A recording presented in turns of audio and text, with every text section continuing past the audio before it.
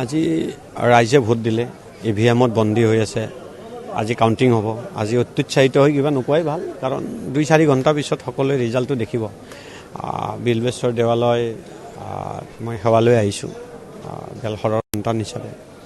কলীয়া গোসাঁই থানত দূৰৰ পৰাই মই আশীৰ্বাদ লৈছোঁ, চাকি জ্বলাবলৈ গৈছোঁ, আৰু সকলোৰে মৰম আদৰ পাইছোঁ বুলি নিৰ্বাচনটোত বিশ্বাস আছে। আশা কৰিম যে আজি এটা ভাল ফলাফল পাম। মই যিহেতু নিজে নিৰ্বাচন খেলিছিলোঁ, গোটেই অসমত মোৰ ঘূৰা নাছিলোঁ বা নিজা মোৰ চেঞ্চাছো নাই, কিন্তু যিখিনি দলীয় নেতৃত্বৰ লগত কথা পাতিছোঁ বা আমাৰ বহুতো লগ বন্ধুৱে নিৰ্বাচন খেলিছে, তাৰ পৰা আমি জানিব পাৰোঁ যে আচলতে আপাৰ আছামত যি ধৰণে কংগ্ৰেছক একেবাৰে ছিটেই দিয়া নাই, এনেকুৱা হোৱা নাই। আপাৰ আছামত বহুত ছিট পাব আৰু বহুত ছিটত একদম ওচৰে ফাইট হ'ব, কম ভোটত হৰা জিকা হ'ব।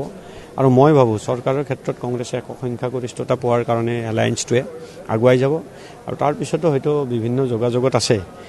গতিকে এইবাৰ চৰকাৰ গঠন কৰাৰ যথেষ্ট সম্ভাৱনা আছে। এক্সিট পোল ভুল প্ৰমাণিত হ'ব।